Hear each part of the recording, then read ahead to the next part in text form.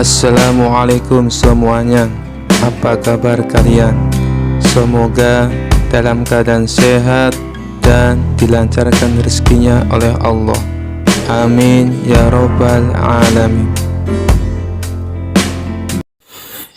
Suatu hari seorang Habib datang ke desa Abu Nawas dengan membawa sehelai kain yang ia klaim sebagai potongan kiswah Nabi. Habib itu mengaku bahwa kain tersebut adalah bagian dari penutup Ka'bah dan memiliki kekuatan yang luar biasa. Orang-orang di desa mendengar kabar ini langsung terpesona dan berbondong-bondong datang untuk melihat kain tersebut. Mereka percaya bahwa menyentuh kiswah akan membawa keberkahan, dan bahkan ada yang rela membayar mahal untuk mendapatkannya. Abu Nawas mendengar kabar ini dan merasa ada yang tidak beres. Aneh sekali, gumam Abu Nawas. Potongan kiswah sampai di sini. Bukankah itu seharusnya sangat terjaga di Mekah? Dengan rasa penasaran, Abu Nawas datang untuk menyelidiki. Di hadapan banyak warga, Abu Nawas berjongkok di dekat Habib dan kainnya sambil tersenyum. "Wahai Habib, bolehkah hamba bertanya? Benarkah ini potongan kiswah Nabi yang asli?" Habib itu dengan penuh wibawa menjawab, "Tentu saja Abu Nawas, ini adalah kain yang sangat suci, dan siapapun yang menyentuhnya akan mendapatkan keberkahan yang tak terhingga." Abu Nawas tersenyum kecil, lalu ia berpura-pura terpesona dan berkata, "Oh, betapa beruntungnya kita. Tapi bagaimana kalau kita pastikan keasliannya? Bukan aku meragukanmu, wahai Habib, tapi kain ini seharusnya memiliki kekuatan yang luar biasa." Sang Habib mulai gelisah, namun ia berusaha tetap tenang. "Tentu Abu Nawas, bagaimana caramu ingin membuktikannya?" Abu Nawas kemudian mengeluarkan sebaskom air dan berkata dengan suara lantang, "Karena kiswah asli tidak akan luntur atau berubah warna, bagaimana jika kita celupkan sedikit kain ini ke dalam air? Bukankah keaslian yang sejati tak akan terpengaruh oleh dunia ini?" Sang Habib terdiam, namun warga mulai bersorak, "Setuju, setuju, mari kita lihat kebenarannya." Dengan hati-hati, Abu Nawas mengambil ujung kain tersebut dan mencelupkannya ke dalam air.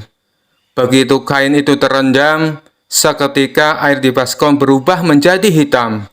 Warna kainnya luntur, dan Habib itu pun terbongkar ketuknya di depan warga. Sang Habib mencoba berdalih, mungkin ini karena sudah lama, dan mungkin terkena debu.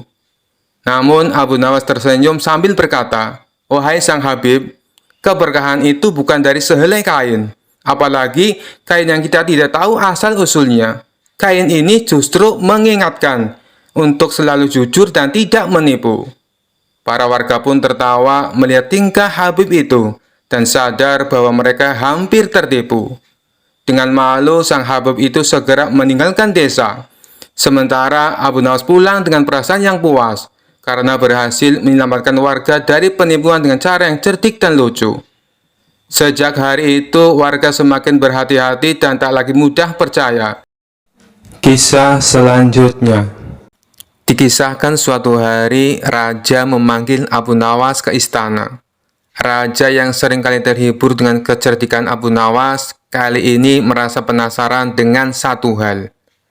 "Abu Nawas, di kerajaanku ini banyak sekali orang yang mengaku sebagai Habib keturunan Nabi. Bagaimana caranya kita bisa membedakan Habib asli dan Habib palsu?" tanya raja sambil tersenyum, berharap bisa membuat Abu Nawas bingung.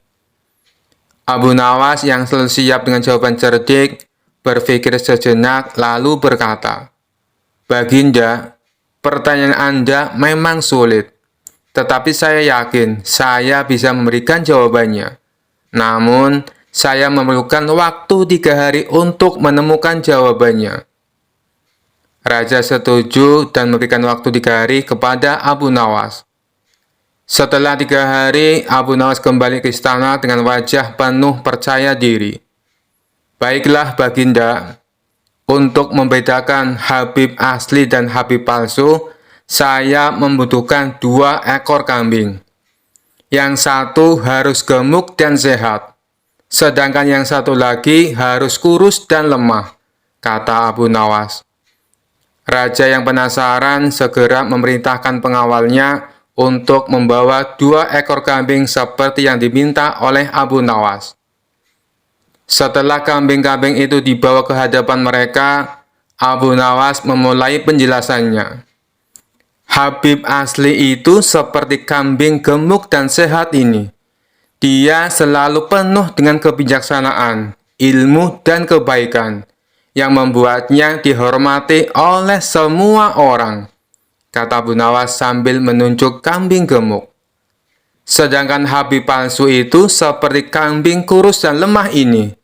Dia mungkin terlihat seperti Habib dari luar, tetapi sebenarnya dia tidak memiliki kebijaksanaan, ilmu, dan kebaikan yang cukup untuk dihormati. Lanjut Abu Nawas sambil menunjuk kambing yang kurus. Raja tertawa dan berkata, Abu Nawas, penjelasanmu sangat menarik, tapi bagaimana kita bisa memastikan kebenarannya? Abu Nawas tersenyum dan berkata, Baginda, caranya sangat mudah. Kita hanya perlu menguji mereka dengan pertanyaan-pertanyaan yang dalam dan bijaksana. Habib asli akan selalu memiliki jawaban yang baik. Sementara Habib palsu akan kebingungan dan terjebak dalam kebohongannya sendiri. Raja tertawa terbahak-bahak mendengar jawaban Abu Nawas yang cerdik dan jenaka. Abu Nawas, kau selalu punya cara untuk membuatku tertawa dan mengajarkan sesuatu sekaligus. Kisah selanjutnya. Pada suatu hari, Abu Nawas sedang berjalan-jalan di pasar. Di tengah keramaian, ia melihat kerumunan orang yang berdesakan di sekitar seorang pria. Pria itu dengan lantang mengaku dirinya adalah Nabi. Abu Nawas yang penasaran mendekat untuk mendengar lebih jelas. Pria itu berdiri di atas kotak kayu sambil berkata dengan suara keras, Wahai umat manusia, aku adalah Nabi yang diutus untuk membawa kebenaran dan petunjuk baru bagi kalian. Kerumunan itu berbisik-bisik, beberapa tampak percaya, sementara yang lain tampak ragu. Abu Nawas maju mendekati pria itu dan berkata, Wahai Nabi baru, bisakah aku bertanya sesuatu? Pria yang mengaku Nabi itu menatap Abu Nawas dengan penuh percaya diri, dan kemudian menjawab, Tentu saja wahai umatku yang cerdas. Tanyakanlah apa saja, aku pasti punya jawabannya. Abu Nawas mengangguk dan mulai bertanya, Jika engkau benar-benar seorang nabi, maka pastilah engkau mengetahui semua hal. Katakan padaku, berapa jumlah rambut di kepalaku ini? Pria itu terdiam, wajahnya berubah pucat dan ia tampak kebingungan. Itu adalah pertanyaan yang tidak relevan untuk seorang nabi. Aku di sini untuk membimbing kalian, bukan untuk menghitung rambut. Abu Nawas tertawa kecil dan berkata, Baiklah, mungkin pertanyaanku terlalu sulit. Bagaimana kalau yang lebih mudah? Apa menu makan siang kesukaanmu? Pria itu yang mulai kehilangan kesabaran menjawab dengan tegas, Menu makan siang Nabi tidak penting. Yang penting adalah wahyu yang kubawa untuk kalian. Abu Nawas mengangguk bijak dan kemudian berkata, Baiklah, kalau begitu berikanlah kami satu wahyu dari Tuhan yang baru saja engkau terima. Pria itu menghela nafas dan berkata dengan dramatis, Wahyu Tuhan itu adalah bahwa kalian harus mendengarkan dan mengikuti aku, karena aku adalah Nabi yang benar. Abu Nawas tersenyum lebar dan berkata dengan nada jenaka, Wahai Nabi, aku punya wahyu juga. Wahyuku adalah bahwa jika seseorang mengaku sebagai Nabi, dia harus bisa menjawab pertanyaan yang sangat sederhana. Pria itu tersentak dan merasa dipermalukan di depan kerumunan. Abu Nawas kemudian melanjutkan, Dan wahyuku yang kedua adalah, jika seseorang tidak bisa menghitung rambut di kepala, setidaknya dia harus bisa memilih menu makan siang yang enak. Kerumahan itu tertawa terbahak-bahak mendengar kelakar Abu Nawas. Pria yang mengaku nabi itu merasa malu dan segera beranjak pergi dari kerumunan. Abu Nawas kemudian berkata kepada orang-orang, "Ingatlah, jangan mudah percaya pada orang yang mengaku-ngaku. Gunakan akal sehat dan sedikit humor untuk menguji kebenaran." Dengan cara yang lucu dan bijak, Abu Nawas berhasil membongkar kebohongan pria itu dan mengingatkan semua orang untuk selalu waspada dan kritis. Kisah selanjutnya dikisahkan suatu ketika di kota tempat tinggal Abu Nawas dihebohkan adanya tabib baru yang mengaku sakti. Dia sesumbar bisa mengobati penyakit apa saja. Walhasil rumahnya didatangi ratusan pasien. Padahal tabib tersebut hanyalah seorang penipu. Ia menggunakan keahlian sulapnya untuk menipu warga. Hal inilah yang membuat warga makin percaya pada kesaktian palsu sang tabib tersebut. Ada juga pasien yang tidak kunjung sembuh. Namun karena rayon manis sang tabib palsu, ia selalu menuruti perkataannya agar kembali berobat. Sampai pada suatu ketika Abu Nawas jatuh sakit yang tidak kunjung sembuh. Atas saran sang istri, Abu Nawas disuruh berobat ke tabib tersebut. Kala itu Abu Nawas belum tahu kalau sang tabib tersebut adalah seorang penipu. Ia pun menuruti saran sang istri. Namun sudah 3 kali berobat, sakit Abu Nawas tidak kunjung sembuh. Padahal sekali berobat bayarnya 100 dinar. Dan Abu Nawas sudah menghabiskan 300 dinar, tanpa ada sedikit pun tanda-tanda kesembuhan pada dirinya. Akibatnya Abu Nawas mulai curiga jangan-jangan tabib itu seorang penipu. Seiring berjalannya waktu, Abu Nawas pun sudah sehat seperti sedia kala. Lalu terbesit dalam benaknya untuk mengerjai tabib palsu tersebut. Aku harus mendapatkan 300 dinarku. Tapi bagaimana caranya ya? Tanya Abu Nawas dalam hati. Setelah lama berpikir, akhirnya Abu Nawas menemukan ide cemerlang. Keesok harinya, dia membuka praktek pengobatan di depan rumahnya. Lengkap dipasang papan yang bertuliskan, sembuh bayar 100 dinar, kalau tidak sembuh, uang kembali 1000 dinar. Para pasien yang rencananya berobat ke tabib palsu mendadak memilih datang ke rumah Abu Nawas. Rumah Abu Nawas pun penuh sesak oleh pasien. Entah karena kebetulan atau bagaimana, hampir semua pasien yang diobati berhasil disembuhkan.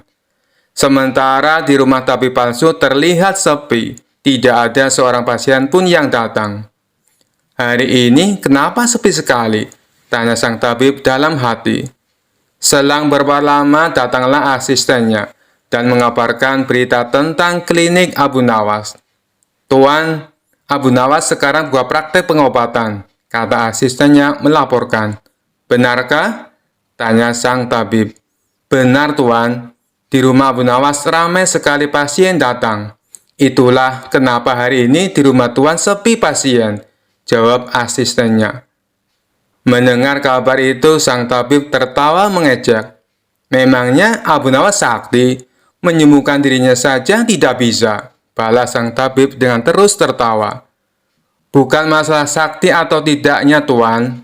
Tapi di depan rumah Abu Nawas terpajang papan yang bertuliskan sembuh bayar 100 dinar. Kalau tidak sembuh, uang kembali 1000 dinar," ujar sang asisten. "Oh, pantas. Aku hari ini sepi pasien. Tapi apa memang benar begitu?" tanya sang tabib penasaran. "Saya lihat sendiri, Tuan. Tapi anehnya, pasien yang berobat ke Abu Nawas hampir semuanya sembuh dari penyakitnya," jawab sang asisten. Mendengar penuturan asistennya, muncul sifat asli tabib palsu. Ia berencana menipu Abu Nawas. "Beberapa hari ke depan untuk sementara kita tutup dulu. Biarlah Abu Nawas yang membuka praktek pengobatan," ucap sang tabib kepada asistennya. "Memangnya kenapa, Tuan?" tanya asistennya penasaran. Aku punya rencana untuk menipu Abu Nawas. Aku pasti akan mendapatkan 1.000 dinar, jawab tabib palsu itu. Tapi bagaimana caranya? Tanya sang asisten bertambah penasaran. Begini, aku akan berobat ke tempat Abu Nawas. Aku akan berpura-pura sakit pada indera perasa lidahku. Kalau ditanya sembuh atau tidak, tentu saja aku akan mengatakan tidak. Karena yang tahu sembuh atau tidaknya kan hanya aku, paparnya. Dengan begitu, aku bisa dapat dengan mudah mendapatkan 1.000 dinar, kata sang tabib menjelaskan. Singkat cerita, datanglah tabib palsu itu ke rumah Abu Nawas. Hai Abu Nawas, aku ingin berobat kepadamu, kata sang tabib. Bukankah kau seorang tabib? Kenapa malah berobat kemari? Tanya Abu Nawas. Iya benar, tapi di tempatku tidak ada obatnya, makanya aku datang ke sini, jawab sang tabib. Memangnya kamu sakit apa? Tanya Abu Nawas lagi. Begini Abu Nawas, entah kenapa lidahku mati rasa. Aku tidak bisa merasakan apa-apa, kata sang tabib berpura-pura mengeluh. Tapi Abu Nawas menangkap firasat kurang baik. Ia yakin kalau tabib palsu itu hendak menipunya. Aku tidak akan tertipu untuk yang kedua kalinya. Justru kedatanganmu sudah aku tunggu-tunggu, ucap Abu Nawas dalam hati. Lalu Abu Nawas menyuruh sang tabib untuk menunggunya di ruang pengobatan. Abu Nawas segera memeras buah jeruk yang sangat asam dan menuangnya ke dalam gelas. Lalu gelas tersebut diberikan kepada sang tabib. Ini obatnya sudah jadi, minumlah, ucap Abu Nawas. Ketika sang tabib meminumnya, mukanya mendadak berkerut menahan rasa kecut. Kamu menipuku ya? Ini bukan obat, tapi air jeruk yang sangat kecut, kata sang tabib emosi. Alhamdulillah, berarti lidahmu sudah tidak lagi mati rasa. Sekarang bayar ongkos berobatnya, pinta Abu Nawas. Waduh, aku keceplosan, gagal rencanaku, pikir sang tabib palsu. Ia pun terpaksa memberikan uang 100 dinar kepada Abu Nawas. Tapi sang tabib tidak putus asa. Ia terus berusaha agar bisa mendapatkan 1.000 dinar. Hari berikutnya, ia kembali mendatangi Abu Nawas. Hei Abu Nawas, aku mau berobat lagi, kata sang tabib palsu. Oh, silahkan. Apa lidahmu masih mati rasa? Tanya Abu Nawas meledek. Bukan, kali ini penyakitnya berbeda, jawab sang tabib. Luar biasa, ternyata kamu punya banyak stok penyakit. Kali ini apa penyakitnya? Tanya Abu Nawas lagi. Aku hilang ingatan Abu Nawas, jawab tabib palsu itu. Apakah kamu kesandung kasus korupsi, makanya hilang ingatan? Tanya Abu Nawas. Enak saja, memangnya aku pejabat, jawab tabib dengan nada protes. Baiklah, kamu tunggu di sini sebentar, aku akan mengambilkan obatnya, ucap Abu Nawas. Tidak berapa lama, Abu Nawas kembali menemui sang tabib palsu. Ini obatnya, silakan diminum, kata Abu Nawas sambil memberikan gelasnya. Aku tidak mau minumnya Abu Nawas, ujar sang tabib. Loh, memangnya kenapa? Katanya pengen sembuh, ucap Abu Nawas. Ini kan perasaan air jeruk seperti kemarin. Aku tidak mau, kata sang tabib menolak. Alhamdulillah, tanpa meminumnya pun kamu sudah sembuh. Sini, bayar 100 dinar, pinta Abu Nawas lagi. Sudah sembuh? Sembuh apanya? Kamu jangan mengada-ada Abu Nawas, protes sang tabib. Buktinya, kamu masih ingat dengan obat yang kemarin aku berikan itu. Berarti sakit hilang ingatanmu sudah sembuh, jelas Abu Nawas. Untuk kedua kalinya, rencana sang tabib palsu mengalami kegagalan. Mau tidak mau, ia harus memberikan uang kepada Abu Nawas. Kurang ajar. Ternyata Abu Nawas tidak sebodoh yang aku kira, pikir sang tabib. Tidak terima dengan dua kegagalan yang dialami, tabib palsu itu berpikir keras untuk mengalahkan Abu Nawas. Setelah merenung agak lama, akhirnya ia mendapatkan sebuah ide. Aku pasti berhasil, ungkap tabib merasa yakin. Kali ini ia berpura-pura buta. Si tabib berjalan ke rumah Abu Nawas dengan bantuan tongkat di tangannya. Setelah tiba, Abu Nawas sempat kaget dengan penuh rasa iba. Abu Nawas bertanya kepada sang tabib, "Apa yang menimpamu dan mengapa kamu bisa seperti ini?" Si tabib palsu menjawab, "Tolonglah aku Abu Nawas, mataku tiba-tiba buta, sembuhkanlah aku," terangnya. Tabib itu kemudian dipersilakan masuk dan duduk di ruang pengobatan. Setelah mengamatinya dengan seksama, Abu Nawas akhirnya menyadari bahwa itu adalah tipuan. Namun, Abu Nawas tidak pernah kehilangan akal. Ia punya cara lain untuk menghadapinya. "Sepertinya penyakit kebutaanmu sudah sangat parah. Maafkan aku, untuk kali ini tidak mampu mengobatinya," ucap Abu Nawas pura-pura sedih. Mendengar jawaban tersebut, sang tabib langsung kegirangan. Akhirnya bisa mengelabui Abu Nawas. "Terus bagaimana ini Abu Nawas? Padahal aku berharap banyak kepadamu," kata sang tabib berpura-pura. "Iya, mau bagaimana lagi? Aku tidak mungkin bisa menyembuhkanmu," jawab Abu Nawas. "Kalau begitu, aku dapat uang 1000 dinar dong," tanya tabib palsu itu penuh harap. "Tentu saja kawan, aku tidak mungkin berdusta," balas Abu Nawas. Kemudian Abu Nawas masuk ke rumah untuk mengambilkan uang. "Ini uang 1000 dinar untukmu," ucap Abu Nawas sambil memberikan uangnya. Tabib palsu itu dengan penuh kegirangan menerima uang tersebut. Tapi setelah uangnya dihitung, ia langsung murka. "Hai Abu Nawas, kenapa hanya 10 dinar?" tegas sang tabib palsu dengan emosi. "Dari mana kamu tahu kalau jumlahnya hanya 10 dinar?" tanya balik Abu Nawas. "Uangnya memang ada 10, tapi pecahan 1 dinar, bukan 100 dinar. Memangnya aku buta, Pak?" balas tabib tambah emosi. "Alhamdulillah, sekarang kamu sudah sembuh," kata Abu Nawas sambil mengambil kembali uangnya. "Maksudmu apa, Abu Nawas?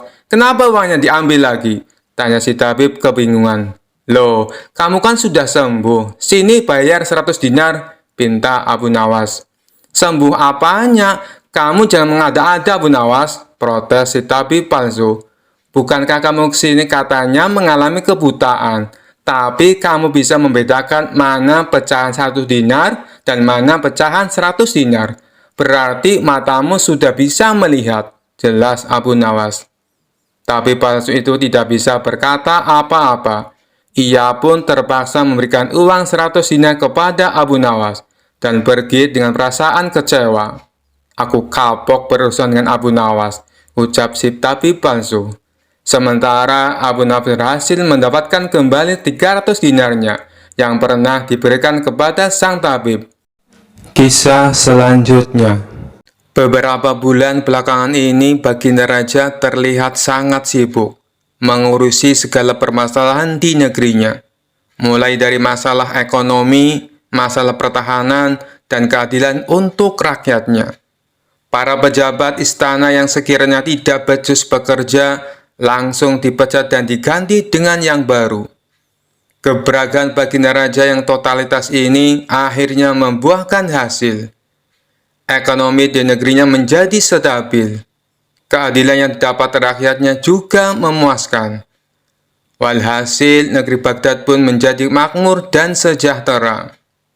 Setelah dirasa semuanya sudah beres, Baginda Raja pun merasa puas.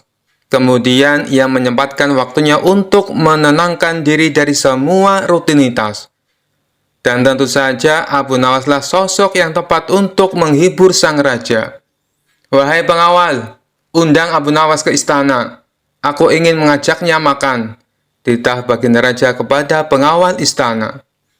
Singkat cerita, datanglah Abu Nawas dan menghadap sang raja. "Wahai Abu Nawas, bagaimana kabarmu? Ayo silakan duduk," sambut Baginda Raja. Tak berselang lama setelah mereka berdua duduk, hidangan pun datang dan diletakkan di meja makan. Melihat ada ayam panggang, mendadak perut Abu Nawas keroncongan. Ia sudah tak sabar ingin segera melahapnya. Tiba-tiba kembali datang hidangan yang kedua, yaitu sayur sop ayam. Kemudian disusul dengan hidangan yang ketiga, yaitu ayam goreng dan ayam bakar. Mata Abu Nawas tampak tak berkedip melihat semua hidangan yang tersedia di meja makan. Baginda Raja yang menangkap tingkah Abu Nawas ini mencoba untuk menggodanya. "Hai Abu Nawas, sepertinya kamu sudah sangat lapar ya?" tanya Baginda Raja. "Tidak Paduka, saya sih biasa saja. Justru hidangan ini yang sepertinya tidak betah lama-lama di atas piring. Mereka seolah-olah ingin segera terbang masuk ke dalam perut saya," celetuk Abu Nawas. Baginda Raja pun seketika tertawa dengan jawaban konyol Abu Nawas. "Hai Abu Nawas, kamu boleh memakan semua hidangan ini. Tapi ada syaratnya," ujar Baginda Raja. "Apa syaratnya Paduka?" tanya Abu Nawas tidak sabar. "Berhubung menu hidangannya serba ayam, buatlah 2 pertanyaan sulit yang berhubungan dengan ayam," pinta Baginda Raja. Waduh, ada-ada saja Baginda Raja. Perut sudah keroncongan, masih saja dikerjain, batin Abu Nawas. Setelah berpikir sejenak, Abu Nawas pun mulai dengan pertanyaan pertama. "Baiklah Paduka, apa yang membedakan antara nama manusia dan nama ayam?" tanya Abu Nawas. Baginda Raja pun mencoba berpikir untuk menemukan jawabannya. Namun akhirnya ia menyerah. "Itu pertanyaan sulit Abu Nawas, aku tak bisa menjawabnya. Beritahu aku apa jawabannya," pinta Baginda Raja. "Bedanya adalah ketika manusia masih hidup namanya banyak sekali.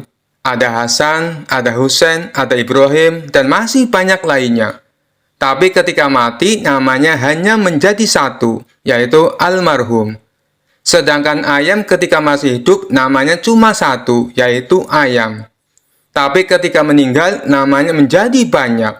Ada ayam panggang, ayam bakar, ayam goreng, dan masih banyak lainnya," jelas Abu Nawas. Spontan Baginda Raja pun tertawa mendengarnya. "Bagus, bagus.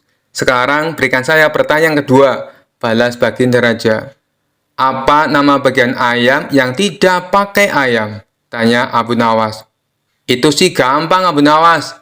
Jawabannya adalah paha," kata Baginda Raja dengan cepat. "Paha ya paha ayam," ujar Abu Nawas. "Kalau begitu, tulang Abu Nawas," jawab Baginda Raja. "Tulang ya tulang ayam," balas Abu Nawas. "Bagaimana kalau sayap?" jawab Baginda Raja terus mencoba. "Sayap juga sayap ayam. Jawaban Paduka salah semua," kata Abu Nawas. "Ya sudah Abu Nawas, aku menyerah. Apa jawabannya?" Jawabannya adalah telur ayam digoreng jadi telur mata sapi. "Tidak mungkin kan disebut telur mata ayam?" jelas Abu Nawas. Untuk kesekian kalinya Baginda Raja kembali tertawa. Mereka berdua pun akhirnya mulai menyantap hidangan. Setelah jamuan makan selesai, Baginda Raja berkata kepada Abu Nawas, "Hari ini aku sangat terhibur. Terima kasih Abu Nawas," kata Baginda Raja. Abu Nawas pun lalu dipersilakan pulang dan diberi hadiah sekantung uang. Kisah selanjutnya. Abu Nawas mendengar kota Baghdad gempar mengenai adanya seseorang yang mengaku sebagai peramal sakti. Di depan banyak orang, dia sesumbar bisa mengetahui peristiwa yang akan datang. Hal ini pun membuat rakyat penasaran, termasuk Abu Nawas. Bahkan ada sebagian orang sengaja datang ke tempat peramal itu untuk minta diketahui nasibnya. Dengan ekspresi layaknya orang sakti, orang tersebut memberitahu kepada pasiennya tentang nasib yang akan terjadi di kemudian hari. Orang yang mengaku sakti itu cukup pintar mengolah kata. Sebab apabila ramalan tidak sesuai kenyataan, dia beralasan karena si pasien telah melanggar aturan, sehingga nasib baiknya tidak kunjung datang. Anehnya, ada saja orang yang percaya dengan bualan si peramal palsu. Alhasil, rumahnya kini banyak didatangi pasien yang ingin diramal masa depannya. Hal ini membuat Abu Nawas resah. Ia ingin sekali memberi pelajaran kepada si peramal palsu. Setelah berpikir lama, akhirnya sosok cerdik ini menemukan ide untuk mengerjai orang yang mengaku sakti itu. Besoknya Abu Nawas mendatangi rumah si peramal palsu dengan membawa tongkat di tangannya. "Ada apa wahai anakku?" Apa yang kau keluhkan? Tanya si peramal palsu dengan nada sok berwibawa. Aku cuma mau tanya, apa benar Anda bisa meramal masa depan? Tanya Abu Nawas. Tepat sekali, kau datang ke tempat yang benar, jawab orang tersebut. Oh, begitu. Selain meramal masa depan orang, apakah Anda juga bisa meramal nasib Anda sendiri di masa mendatang? Tanya Abu Nawas lagi. Tentu saja bisa, wahai anakku. Aku bisa tahu apa yang akan terjadi pada diriku sendiri, jawab si peramal palsu. Setelah mendengar pengakuan orang tersebut, tiba-tiba Abu Nawas memukulkan tongkatnya tepat mengenai kepala si peramal. Aduh, kenapa kau memukulku? Tanya si peramal palsu kesakitan. Tadi katanya Anda bisa tahu apa yang akan terjadi pada diri Anda sendiri. Seharusnya sebelum aku memukul, Anda sudah menghindar. Berarti Anda pembohong, ujar Abu Nawas. Tidak, wahai anakku. Sebenarnya aku sudah tahu, bahkan sebelum kau datang ke sini, kata si peramal berpura-pura. Tapi kenapa Anda tadi tidak mengelak sewaktu aku pukul? Tanya Abu Nawas. Itu aku sengaja membiarkannya, jawab peramal palsu tersebut. Baiklah, sekarang coba tebak apa yang akan menimpamu lagi, tanya Abu Nawas sambil mengangkat tongkatnya. Si peramal buru-buru menjauh dari Abu Nawas. Kamu pasti akan memukulku, jawab si peramal palsu. Anda salah, balas Abu Nawas. Bersamaan dengan itu, Abu Nawas menghancurkan barang-barang yang digunakan sebagai sarana perdukunan di ruangan tersebut. Seketika di sana berantakan, banyak barang pecah akibat pukulan tongkat Abu Nawas. Tidak terima dengan perilaku Abu Nawas, peramal palsu itu lalu mengadukannya kepada Tuan Hakim. Singkat cerita, Abu Nawas dan si peramal palsu diundang ke pengadilan. Di depan Tuan Hakim, si peramal palsu menuntut Abu Nawas dihukum berat, sebab telah memukul dirinya dan membuat onar di rumahnya. Hai Abu Nawas, apa alasanmu sampai tega memukul dia dan kenapa kau menghancurkan barang-barangnya? Tanya Tuan Hakim. Begini Tuan Hakim, awalnya hamba tanya ke dia, apakah bisa tahu nasib yang akan terjadi kepada dirinya sendiri. Dia kan ngakunya peramal dan bilang katanya tahu, tapi saat hamba pukul pakai tongkat, dia tidak menghindar. Tuan Hakim pasti menghindarkan apabila tahu ada orang yang akan memukul. Jadi yang salah siapa? Dia yang pembohong atau hamba yang memukul? Cerita Abu Nawas. Lalu saat hamba hancurkan barang-barangnya, ternyata dia juga tidak tahu Tuan Hakim. Kalau dia tahu, pasti sebelum hamba datang sudah mengamankan barang-barangnya, ditaruh di dalam kamar.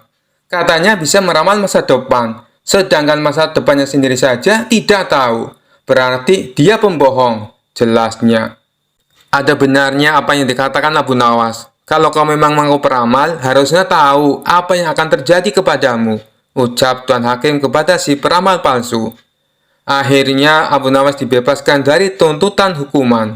Sementara orang yang mengaku sakti itu menjadi kapok. Dia tidak berani membuka praktek ramalannya lagi. Kisah selanjutnya. Suatu hari Abu Nawas diundang oleh seorang hakim yang penasaran untuk berdebat tentang pengertian bid'ah. Hakim tersebut sengaja mengundang banyak orang untuk menyaksikan debat ini dengan harapan bisa menguji kepandaian Abu Nawas sekaligus menghibur hadirin. Abu Nawas, bisakah kamu menjelaskan kepada kami apa yang dimaksud dengan bid'ah? Kata Tuan Hakim memulai perdebatan. Abu Nawas tersenyum lebar dan berkata, tentu saja Tuan Hakim, tapi sebelum itu saya ingin tahu, apakah Tuan Hakim pernah melakukan sesuatu yang belum pernah dilakukan sebelumnya? Maksudmu? Balas Tuan Hakim. Abu Nawas dengan cerdik menjawab, misalnya Tuan Hakim apakah pernah makan sambil berdiri? Tentu beberapa kali. Apa hubungannya dengan bid'ah? Jawab Tuan Hakim. Nah, Tuan Hakim, itu bisa dianggap bid'ah juga. Karena dulu di zaman Nabi, orang lebih sering makan sambil duduk. Terang Abu Nawas. Hadirin mulai tertawa kecil menikmati kelecuan Abu Nawas. Abu Nawas melanjutkan, bid'ah sebenarnya adalah melakukan sesuatu yang baru dalam urusan agama, yang tidak ada contoh langsung dari Nabi. Tapi kita harus bijak. Misalnya, apakah lampu listrik itu bid'ah? Karena di zaman Nabi mereka hanya menggunakan lampu minyak. Hakim tertawa kecil. Tentu saja tidak, itu kemajuan teknologi. Abu Nawas melanjutkan, benar sekali Tuan Hakim, maka dari itu tidak semua yang baru itu buruk. Ada bid'ah yang baik, ada yang buruk. Contohnya, membuat tempat wudhu yang nyaman di masjid, itu kan baru. Tapi apakah buruk? Tentu tidak, malah memudahkan orang beribadah. Hakim mengangguk-angguk, menyadari kebenaran kata-kata Abu Nawas. Tapi mari kita buat ini lebih menarik. Saya punya sebuah cerita. Suatu hari ada seorang yang sangat ketakutan karena merasa telah melakukan bid'ah. Dia datang kepada saya dan bertanya, Abu Nawas, apakah menggunakan garpu untuk makan itu bid'ah? Saya jawab, tentu tidak, selama tidak digunakan untuk menggaruk punggung orang lain saat makan. Terang Abu Nawas. Seluruh hadirin tertawa terbahak-bahak mendengar humor Abu Nawas. Abu Nawas melanjutkan dengan nada serius, tapi tetap dengan sentuhan humornya. Intinya, kita harus bisa membedakan mana bid'ah yang merusak dan mana yang membawa kebaikan. Dan yang paling penting, jangan sampai kita terlalu sibuk mengurusi bid'ah hingga lupa pada ibadah yang sebenarnya. Hakim akhirnya tersenyum lebar dan berkata, Abu Nawas, kamu memang luar biasa. Terima kasih telah memberikan penjelasan yang begitu bijak dan menghibur. Abu Nawas pun menutup debat dengan sebuah nasihat. Ingatlah sahabat-sahabatku, dalam menjalani hidup dan beribadah, yang paling penting adalah niat yang baik dan hati yang tulus. Jangan sampai kita terlalu terpaku pada istilah, hingga melupakan esensi dari ajaran yang sebenarnya. Kisah selanjutnya. Dikisahkan Abu Nawas pada suatu hari pergi ke luar kota. Ia hendak menemui sahabatnya di negeri seberang. Kedatangan Abu Nawas pun disambut hangat sang sahabat. Wahai sahabatku, bagaimana kabarmu? Tanya Abu Nawas. Alhamdulillah, aku sehat walafiat. Mari silakan masuk Abu Nawas, sambut kawannya. Setelah lama berbincang-bincang, kemudian sahabatnya ini mengajak Abu Nawas untuk jalan-jalan. Ayolah kita jalan-jalan. Aku juga ingin mencari udara segar, kata Abu Nawas. Mereka berdua lantas jalan-jalan menyusuri kota tersebut. Di kota ini sekarang ramai Abu Nawas, tidak seperti dulu waktu kamu ke sini, ujar sang sahabat. Kamu benar, banyak sekali perubahan.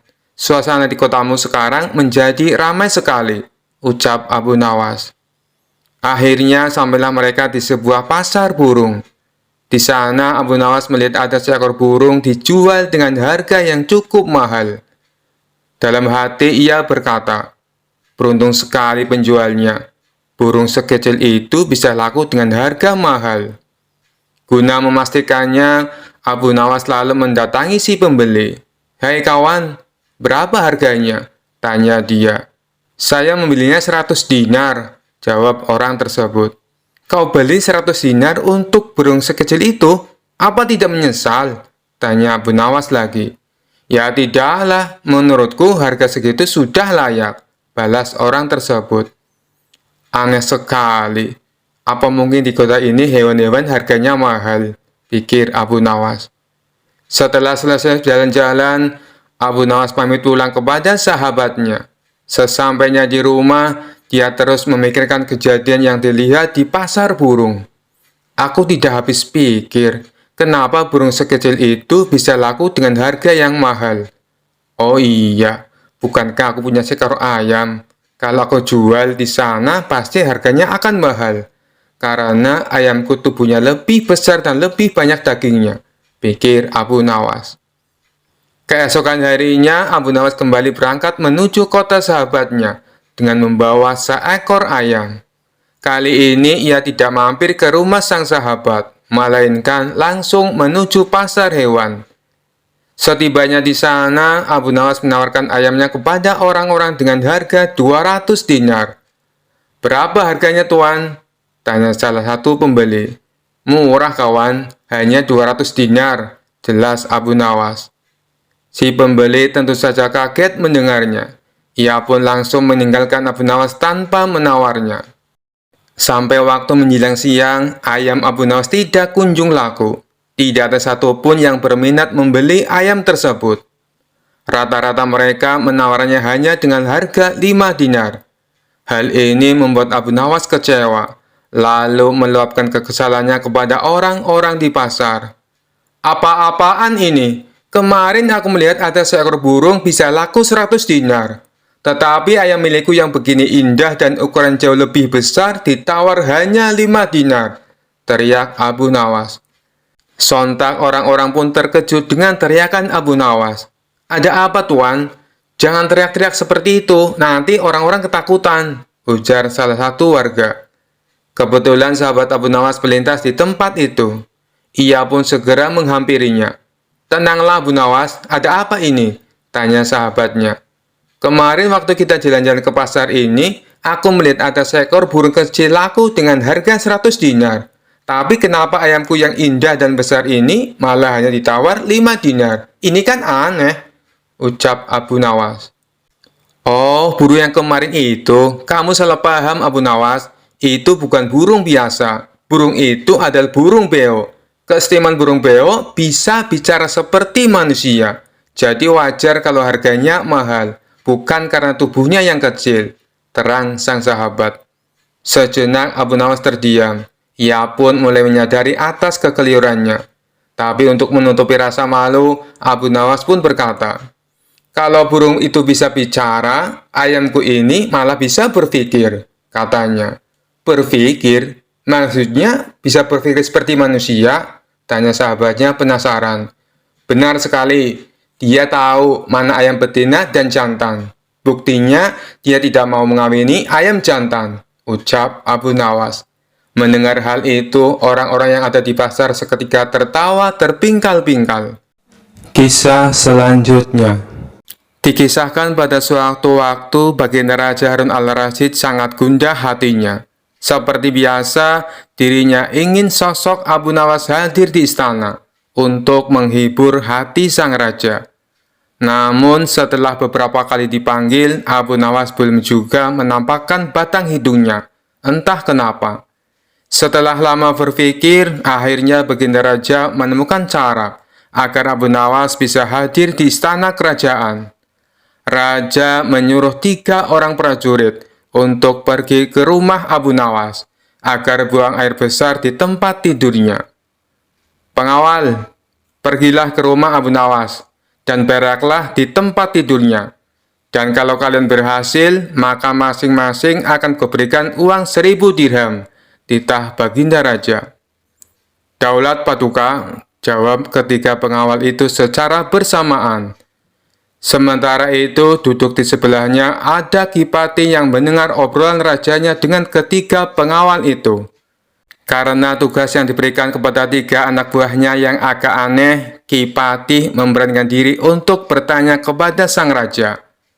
Maaf Paduka, bukankah tugas yang diberikan itu tampak aneh dan menghina? Tanya sang patih. Memang benar, tapi itulah siasatku agar Abu Nawas segera hadir ke istana, jawab Baginda Raja. Apakah gerangan rencana Baginda? Tanya patih. Nanti kamu akan segera mengetahuinya. Dan sekarang kamu ikutilah ketiga anak buahmu itu, dan intailah mereka, dan sampaikan kepada Abu Nawas. Bila dia berhasil menggagalkan tugas pengawalnya, maka Abu Nawas akan aku beri uang 3000 dirham. Dan sekaligus ia boleh memukul utusanku itu, titah Baginda Raja. Utusan tiba di rumah Abu Nawas.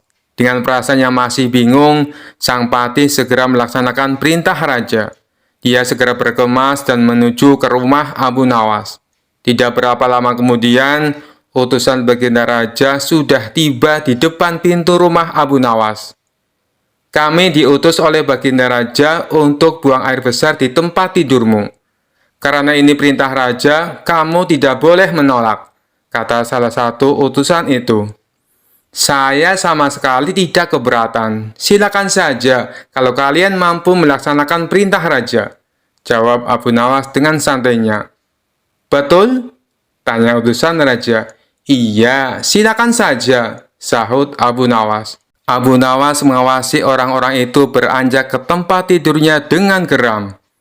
Perak di tempat tidurku, betul-betul kelewatan, gumam Abu Nawas dalam hati. Abu Nawas memutar otaknya bagaimana caranya agar para utusan itu mengurungkan niatnya. Setelah berpikir beberapa saat, Abu Nawas akhirnya menemukan cara untuk menggagalkan tugas para utusan itu.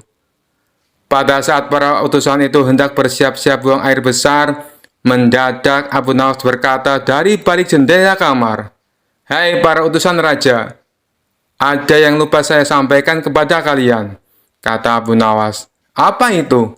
tanya salah satu utusan raja. "Saya ingatkan, supaya kalian jangan melebihi perintah baginda raja.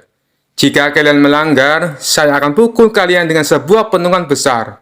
Dan setelah itu saya akan laporkan kepada baginda bahwa kalian melanggar perintahnya," jawab Abu Nawas dengan serius. Dengan cekatan, Abu Nawas segera mengambil sebatang kayu besar yang ada di dapur rumahnya. Bahkan kini Abu Nawas sudah mengambil pentungan kayu besar itu. "Hei, apa maksudmu tadi Abu Nawas?" tanya salah satu utusan. "Ingat, perintah raja hanya buang air besar saja dan tidak boleh lebih dari itu," jawab Abu Nawas. "Iya, benar," jawab utusan itu. "Aku ulangi lagi, hanya buang air besar saja, tidak boleh lebih. Ingat, tidak boleh kencing, tidak boleh buka celana, tidak boleh cebok, hanya buang air besar saja," tegas Abu Nawas dengan seriusnya. "Mana mungkin, itu tidak mungkin. Kami juga harus buka celana dan kencing," jawab salah satu utusan. "Aku akan pukul kalian sekeras-kerasnya jika kalian melanggar perintah raja," sahut Abu Nawas. Para utusan itu saling pandang kebingungan dengan ucapan Abu Nawas itu. Tiba-tiba ada suara seseorang yang memanggil Abu Nawas. "Abu Nawas!" Karena ada suara yang sudah tidak asing lagi didengar, Abu Nawas serta para utusan segera berkumpul untuk menemui asal suara itu. Ternyata suara itu adalah suara Kipatih, yang merupakan orang kepercayaan baginda Raja Harun al-Rasyid. "Aku sudah mendengar perdebatan kalian. Baginda Raja memang merintahkan para utusan untuk berak di tempat tidurmu. Jika 3 orang ini sanggup, mereka masing-masing akan mendapatkan 1000 dirham. Jika mereka gagal, maka mereka boleh engkau pukul sesuka hatimu," kata Kipatih. "Oh, begitu. Lalu hadiah dari baginda untukku berapa, tuanku?" tanya Abu Nawas. "Sekarang juga engkau boleh menghadap baginda raja untuk menerima 3000 dirham," jawab Kipatih. "Hah?" Abu Nawas kaget disertai rasa gembira. Segera saja Abu Nawas mengambil pentungan. Lalu 3 orang utusan yang mau buang air besar tadi dipentungi pantatnya. "Ampun Abu Nawas, apa kalian mau buang air besar di tempat tidurku?" "Tidak, ampun." Ketiga utusan itu lari terbirit-birit. Kipatih dan Abu Nawas tertawa terpinggal-pinggal dibuatnya. Sesaat setelah itu Kipatih berkata, "Abu Nawas, baginda sangat yakin engkau dapat mengatasi masalah ini. Baginda memang menginginkan kehadiranmu di istana untuk menghibur hatinya yang saat ini sedang gundah gulana." Abu Nawas menyetujui permintaan sang patih, dan mereka segera berangkat menuju istana setelah semua persiapan dilakukan. Kisah selanjutnya. Dikisahkan ada seorang anak kecil yang ingin mengalahkan Abu Nawas dalam permainan tebak-tebakan. Anak itu bahkan sampai rela menunggu di sebuah jalan yang biasa dilalui oleh Abu Nawas. Tidak berapa lama, lewatlah Abu Nawas yang baru pulang dari kebun. Ia membawa 2 labu yang dipetik dari kebun miliknya. Anak kecil tersebut lalu segera menghampiri dan menyapanya. "Tuan Abu Nawas, bisakah Anda berhenti sebentar?" pinta si anak. Abu Nawas pun menghentikan langkahnya, menuruti permintaan anak kecil itu. "Ada apa memangnya?" tanya dia. "Begini Tuan Abu Nawas, Anda kan sangat terkenal cerdik, juga pandai. Oleh karena itu, aku ingin menantang Anda main sebuah tebak-tebakan," kata si anak penuh percaya diri. Boleh, apa peraturannya? Tanya Abu Nawas. Apabila Tuan Abu Nawas tidak bisa menjawab tebakanku, maka buah labu yang ada di tangan Anda jadi milikku, ujar si anak kecil. Baik, silakan. Apa tebak-tebakanmu? Ucap Abu Nawas. Coba tebak, burung kecil yang ada dalam genggaman tanganku ini hidup atau mati? Kalau Tuan Abu Nawas menjawab salah, maka buah labunya jadi milik saya, kata si anak kecil. Dengan wajah tersenyum, Abu Nawas mengangguk setuju. Lalu ia pun menjawab, burung kecil dalam genggamanmu sudah mati. Mendengar jawaban tersebut, si anak kecil senang sekali. Anda salah, Tuan Abu Nawas, teriak dia kegirangan. Lalu membuka genggaman tangannya dan membiarkan burungnya terbang dengan bebas. Oh iya, aku salah. Baiklah, buah labu ini menjadi milikmu, balas Abu Nawas dengan tersenyum bahagia. Si anak kecil merasa heran kenapa Abu Nawas malah terlihat gembira. Tapi di lain pihak, ia mendapat 2 buah labu tanpa harus membelinya. Dengan wajah ceria, si anak kecil kemudian membawa pulang buah labu pemberian Abu Nawas itu. Setibanya di rumah, ayah si anak lantas bertanya tentang 2 buah labu yang dibawanya. Dari mana kamu mendapatkan itu? Tanya sang ayah. Anak tersebut dengan bangganya menceritakan bahwa dirinya telah mengalahkan Abu Nawas main tebak-tebakan. Lalu buah labu yang dibawanya adalah hadiah atas kemenangannya. Memangnya tebakan apa yang kau berikan, sehingga membuat Tuan Abu Nawas tidak bisa menjawabnya? Tanya ayahnya penasaran. Si anak lalu memberitahu tebak-tebakan yang diberikan kepada Abu Nawas. Tanpa disangka, ayahnya menjadi sangat marah. Beliau lalu berkata, kamu mengira kamu betul-betul menang? Kamu itu kalah. Si anak pun menjadi sangat bingung dengan ucapan ayahnya. Sang ayah lalu memerintahkan untuk mengembalikan buah labunya. Mereka berdua bergegas menuju rumah Abu Nawas sambil meminta maaf. Maafkan anak hamba, Tuan Abu Nawas. Ini buah labunya kami kembalikan, kata sang ayah. Tidak apa-apa, ambil saja. Itu sudah menjadi hak anakmu, balas Abu Nawas dengan tersenyum. Terima kasih, Tuan Abu Nawas. Kami mohon pamit, ucap sang ayah. Dalam perjalanan pulang, si anak meminta penjelasan kepada ayahnya. Wahai ayah, kenapa ayah mengatakan kalau aku yang kalah? Jelas-jelas Tuan Abu Nawas yang salah menebaknya. Jadi, bukankah dia yang kalah? Tanya si anak merasa heran. Sang ayah menarik nafas panjang dan mulai menjelaskan. Tuan Abu Nawas sengaja menjawab burungnya mati. Sebab dengan begitu, kamu akan melepaskan dan membiarkan burung itu terbang dengan bebas. Kalau Tuan Abu Nawas menjawab masih hidup, kamu pasti akan meremas hewan lemah itu sampai mati. Pada akhirnya, kamu juga yang menang taruhan. Kamu pikir Tuan Abu Nawas tidak tahu kelicikanmu? Dia rela memberikan buah labu dan dianggap kalah. Tapi sejatinya Tuan Abu Nawas lah pemenangnya. Dia memenangkan cinta kasih yang murni yang memikirkan kebahagiaan semua makhluk tanpa pamrih. Sedangkan bagi yang egois, hanya memikirkan apa yang akan didapatkan. Setelah mendengar penjelasan sang ayah, si anak pun menyadari akan kekeliruannya. Kisah selanjutnya.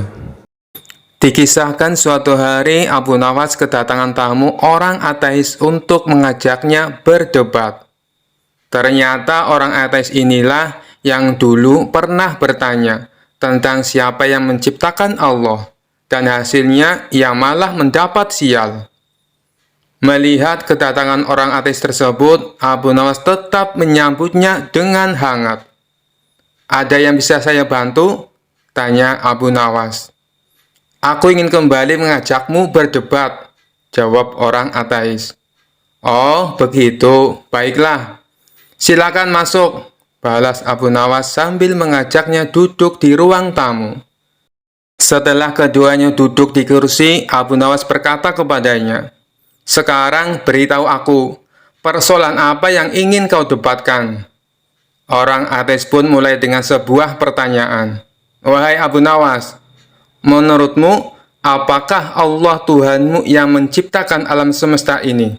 Kata orang ateis. Iya, benar, balas Abu Nawas. Baik, wajarnya kalau orang bekerja pasti akan merasakan capek. Lalu dia akan tidur untuk istirahat. Bukankah menciptakan langit dan bumi tidaklah gampang? Belum lagi mengatur makhluk-makhluknya.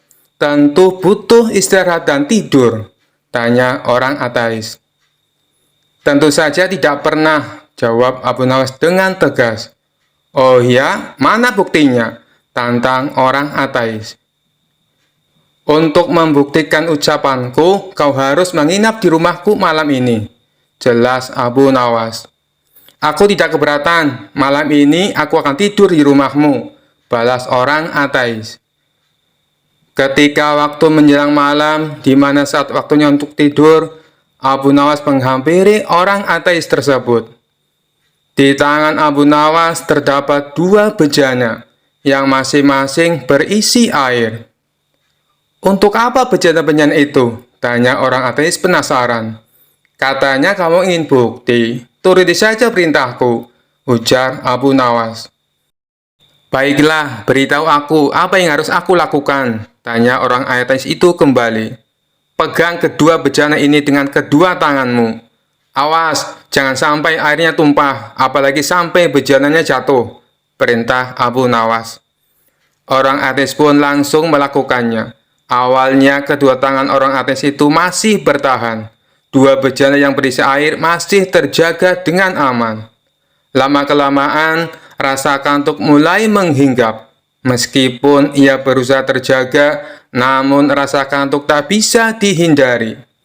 Ia pun akhirnya memutuskan untuk memegangi bejananya sambil tiduran. Tiba-tiba tanpa sadar matanya terpejam. 2 bejana yang berisi air tumpah mengenai mukanya, dan bejananya menjadi pecah karena jatuh ke tanah. Akibatnya seluruh tubuhnya menjadi basah kuyup. Keesokan paginya, orang ateis itu menanyakan maksud atas perintah Abu Nawas tersebut. Abu Nawas menjelaskan, 2 bejana yang kau pegang, aku ibaratkan langit dan bumi. Seandainya Allah tidur, meskipun hanya sedetik, niscaya langit dan bumi akan hancur, seperti yang kau alami tadi malam. Mendengar penjelasan tersebut, orang ateis itu pun terdiam, sambil merenungi perkataan Abu Nawas. Kisah selanjutnya. Abu Nawas dikenal suka menolong, tapi ada saja orang yang tidak suka dengan sosok cerdas dan humoris ini. Sebut saja Abu Jahal. Entah kenapa dia sangat membenci Abu Nawas. Abu Jahal selalu mencari celah untuk memfitnah Abu Nawas, tapi selalu gagal. Tentu saja hal ini membuatnya makin membenci Abu Nawas. Sampai suatu ketika Abu Jahal mempunyai rencana yang licik. Dia hendak menjebak Abu Nawas, supaya namanya menjadi buruk di mata masyarakat. Esok harinya Abu Jahal mulai mengatur strategi. Ia pergi ke pasar untuk membeli sandal. Sandal yang ia beli sama persis dengan kepunyaan Abu Nawas. Abu Jahal juga membayar orang suruhan untuk mengambil keledainya sendiri pada malam hari. Setelah malam tiba, Abu Jahal mulai menjalankan aksinya. Dia sengaja menaruh keledainya di depan rumah dan meletakkan sandal yang sama persis dengan sandal Abu Nawas di halaman rumahnya. Tidak lama kemudian, datanglah orang bayaran Abu Jahal untuk mengambil keledai di depan rumahnya. Setelah orang bayarannya sudah benar-benar menghilang, Abu Jahal mendadak berteriak, "Maling, maling, keledaiku dicuri maling!" Teriak Abu Jahal pura-pura panik. Sontak teriakan Abu Jahal mengundang perhatian para tetangganya. Mereka lalu berduyun-duyun mendatangi rumah Abu Jahal. "Ada apa Abu Jahal?" tanya salah satu tetangganya. "Keledaiku dicuri maling, tapi malingnya sempat aku pergoki," jawab Abu Jahal. "Kamu berhasil mengenal wajahnya Abu Jahal?" tanya tetangga yang lain. "Enggak sih, karena waktu aku memergoki, malingnya langsung panik dan lari terbirit-birit sampai meninggalkan sandalnya, kata Abu Jahal sambil menunjukkan sandal di halamannya. Loh, ini kok seperti sandal Abu Nawas? Tapi masa iya sih Abu Nawas mencuri keledaimu? Ujar tetangganya tidak percaya. Ya, namanya orang lagi hilaf, apapun pasti dilakukannya. Apalagi sekarang Abu Nawas sudah lama tidak diberi hadiah baginda raja. Pastinya dia tidak punya uang lagi untuk beli makanan, ucap Abu Jahal memprovokasi.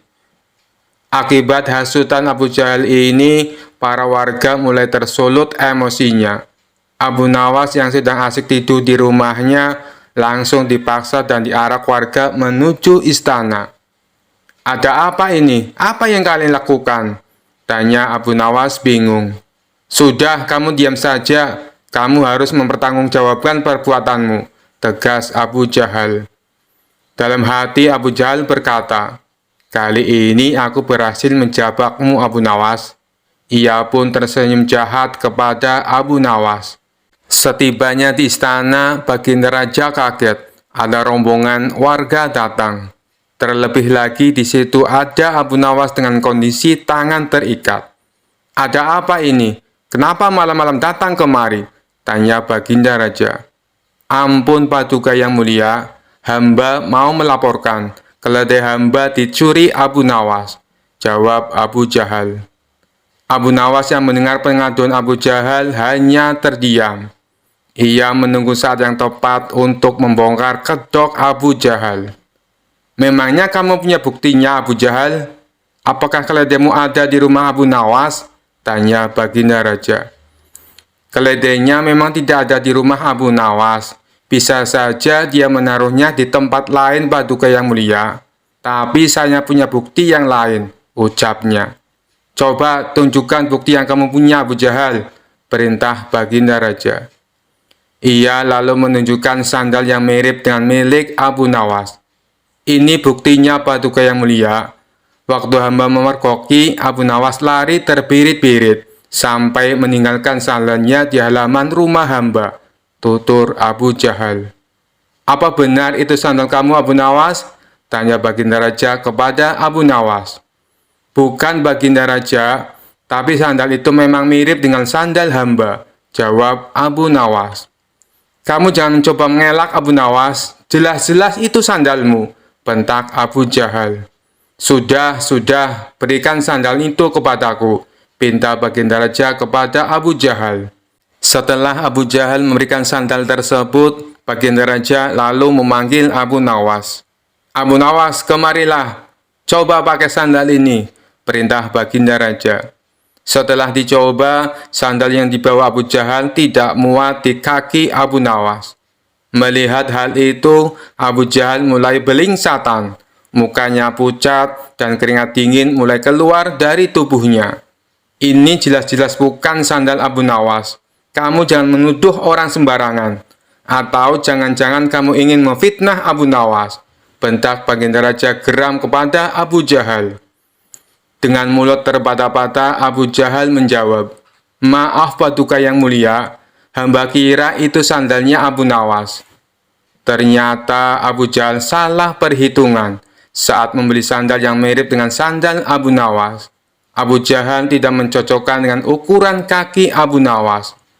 Di saat Abu Jahal mulai terbongkar rencana busuknya, Abu Nawas langsung melancarkan aksinya.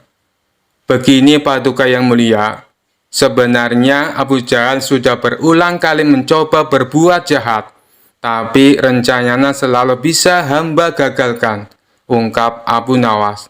Perkataan Abu Nawas ini juga dibenarkan oleh para warga. Benar Baginda, benar apa yang dikatakan Abu Nawas. Kami sungguh sangat menyesal dan kecewa, karena kali ini kami termakan hasutan Abu Jahal. Kami minta maaf Abu Nawas, ucap para warga. Abu Nawas pun memaafkannya, karena pada dasarnya mereka hanya termakan hasutan Abu Jahal. Sementara Abu Jahal langsung dimasukkan ke penjara atas perbuatan yang dilakukan. Sekian dulu perjumpaan kita kali ini. Sampai bertemu lagi di kisah-kisah selanjutnya. Terima kasih yang sudah subscribe dan setia menonton channel ini. Wassalamualaikum warahmatullahi wabarakatuh.